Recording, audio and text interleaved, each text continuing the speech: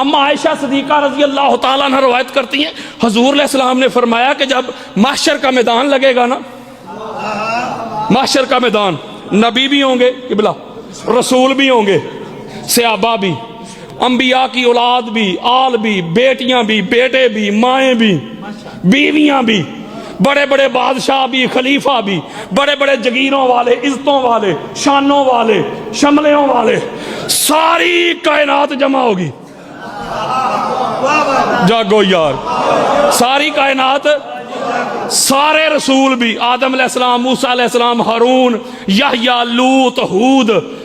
ابراہیم، اسماعیل، اسحاق، یعقوب، یوسف علیہ السلام، سارے نبی اور رسول جمع ہوں گے۔ حدیث دے رہا ہوں، اس کی راویہ ام المومنین عائشہ صدیقہ، آپ فرماتی ہے کہ حضور علیہ السلام نے فرمایا سنو عائشہ، جب قیامت کا دن ہوگا نا، جب سارے جمع ہو جائیں گے، اللہ کے عرش سے،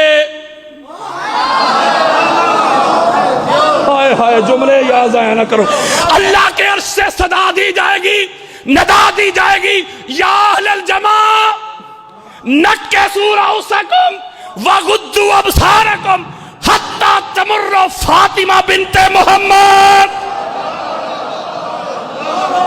ایک آواز آئے گی معاشر والوں، گردنیں جھکا لو،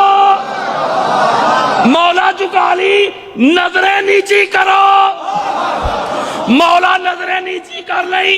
فاطمہ بنت مصطفیٰ تشریف لا رہی ہے۔ نہیں سمجھے یار،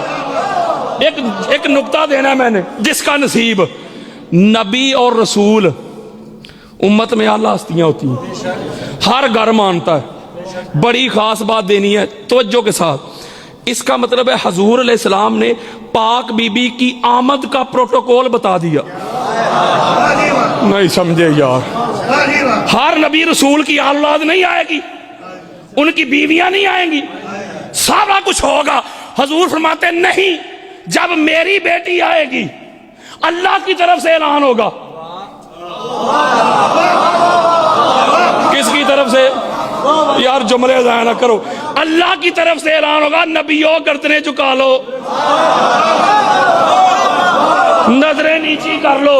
فاطمہ بنت مصطفیٰ تشریف لا رہی ہیں، قدموں پہ ہاتھ رکھ کے کہ جملہ کہنا چاہتا ہوں ہاتھ چوم کے، جس فاطمہ الزہرا کے پروٹوکول میں تشریف لانے میں انبیاء اور رسولوں کو حکم آ گیا گردنیں جھکانے کا،